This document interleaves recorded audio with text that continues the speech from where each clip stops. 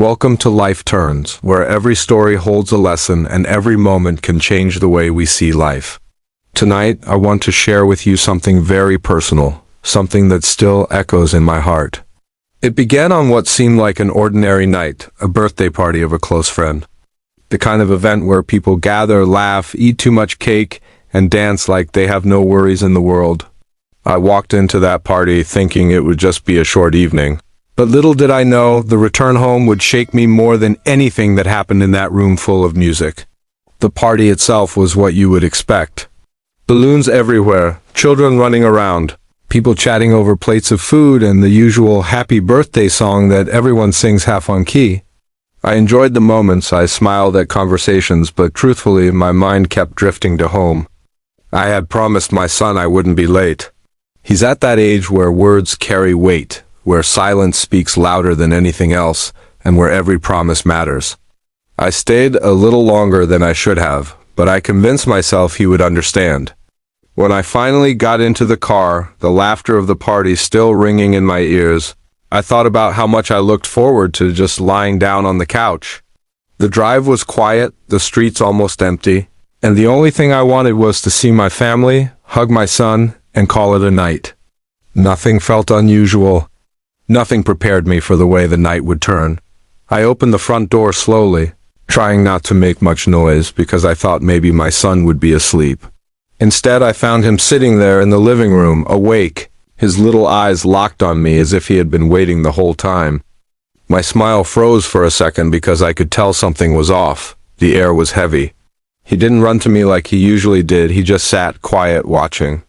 That silence made me more uncomfortable than any question he could have asked. I sat down beside him and said, "Hey, buddy, why are you still awake? You should be in bed." He looked at me, calm but serious, and asked a question that I was not ready for. A question so simple, but it hit harder than anything I've ever faced. He asked, "Dad, why do you always have time for everyone else but not for me?" In that moment, the room went still.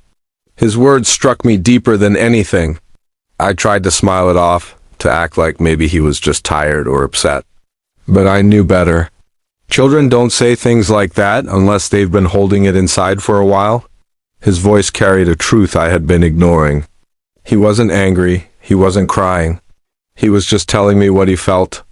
And that hurt even more. I didn't know what to say at first. My throat went dry.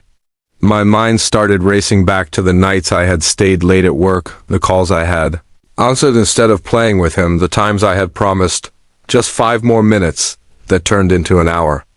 I thought about the way he must have counted each moment I wasn't there, and how tonight, my simple choice to stay longer at a party became the final push for him to ask that question. I tried to explain, fumbling with words about responsibility, about needing to be there for friends and work, but he cut me off with another question.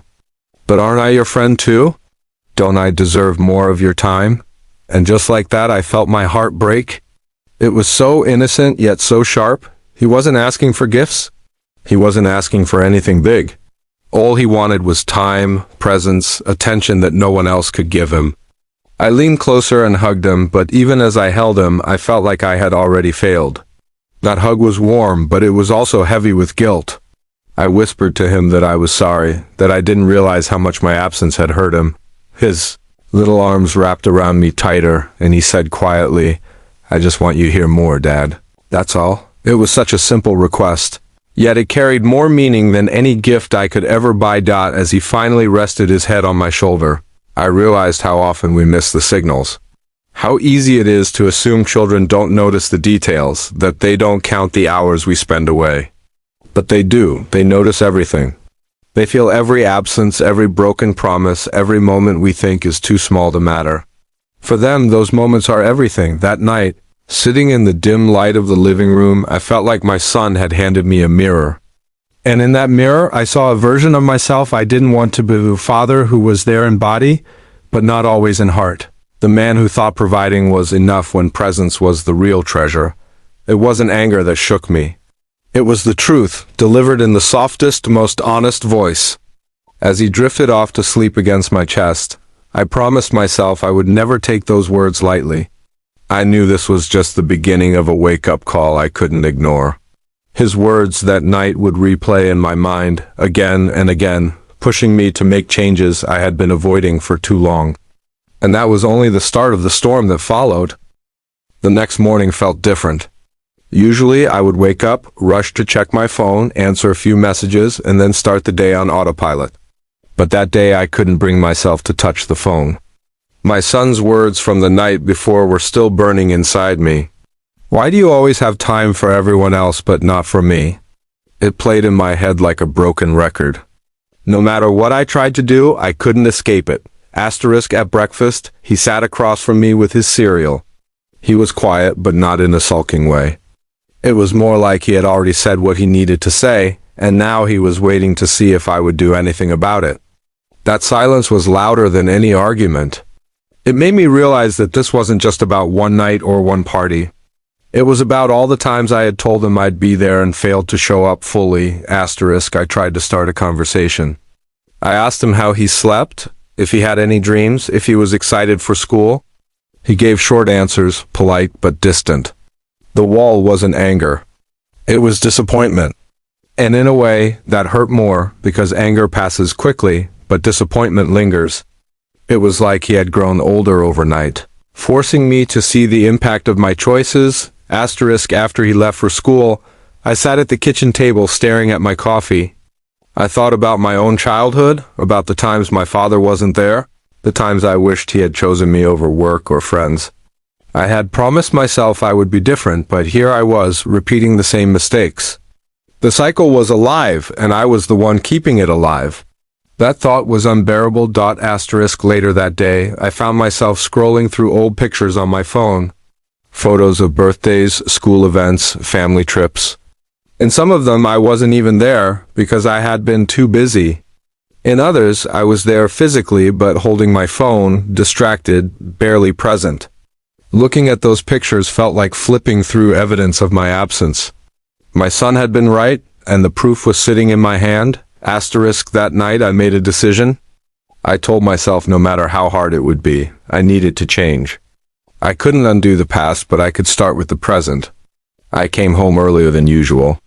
I shut my phone off, something I almost never did. When I walked into the living room, he was on the floor with his toys, building something out of blocks. Normally, I would pat his head, say, "Good job," and move on. But this time, I sat down on the floor next to him, at first. He looked at me suspiciously, like he was waiting for me to get up any second. But I stayed. I asked him what he was building, and he explained with excitement I hadn't seen in weeks. We built together. We laughed when the tower fell, and we tried again. For those moments, the world outside didn't exist. It was just us, father and son, side by side, no distractions. And the way his face lit up reminded me of something I had forgotten. Time is the most valuable gift you can give. But the truth is, change doesn't happen overnight. The next week tested me in ways I didn't expect. Calls from work piled up, friends invited me out, and my old habits tried to drag me back. It was tempting to fall into the same pattern, to tell myself one night of building blocks was enough. But then I would hear his voice in my head, that question echoing, and it kept me grounded. One evening, he came to me with his school project. He asked if I could help him finish it. I had just opened my laptop to answer emails, and my first instinct was to say, "Give me 10 minutes," but this time I stopped. I closed the laptop, pushed it aside, and said, "Let's do it now." The way his eyes widened in surprise told me everything. He wasn't used to being first. And that realization broke me even more. We worked on the project together. It wasn't perfect, and neither was I, but I could feel the shift. Slowly, the walls between us started to come down. He laughed more. He shared more. And each time I reminded myself that these small moments were building something far stronger than any achievement outside the home. But then came the hardest part. One evening, after dinner, he looked at me and asked another question I wasn't ready for. "Dad, will you always change back, or will you stay like this?" That question hit like a second storm. He wasn't just happy with my presence, he was afraid it wouldn't last. And honestly, that fear was fair. I had taught him, through my actions, not to trust my time. I sat there stunned, unsure of how to respond. All I could say was, I don't want to change back. I want to be better for you. And as soon as I said it, I knew this wasn't just about promises anymore. This was about proving it every single day. Asterisk that night, as I lay awake, I realized this was bigger than just me and my son. It was about every parent who thinks providing is enough, every adult who thinks children don't notice. They do. They notice more than we think, and they carry those moments forever. My son's words had opened my eyes, but keeping them open would be the real challenge. And that challenge was only beginning. The following weeks felt like walking on a thin line between the man I had been and the man I wanted to become. Every choice mattered. Every small decision carried weight because I knew my son was watching. He wasn't watching for perfection. He was watching for consistency. That's what scared me the most, because it's easy to change for a day, even for a week, but to stay changed, that's where most people fail. Asterisk, I started turning down invitations I would normally accept. Friends asked why I wasn't coming out as much. Some laughed, some teased, some didn't understand at all. I told them I had other priorities, and for the first time, I meant it. It wasn't about being antisocial. It was about finally showing my son that he mattered more. Strangely, it didn't feel like I was missing out. If anything, I realized I had been missing out at home all this time. Asterisk, one night, I came home to find my son waiting with a board game spread out on the table.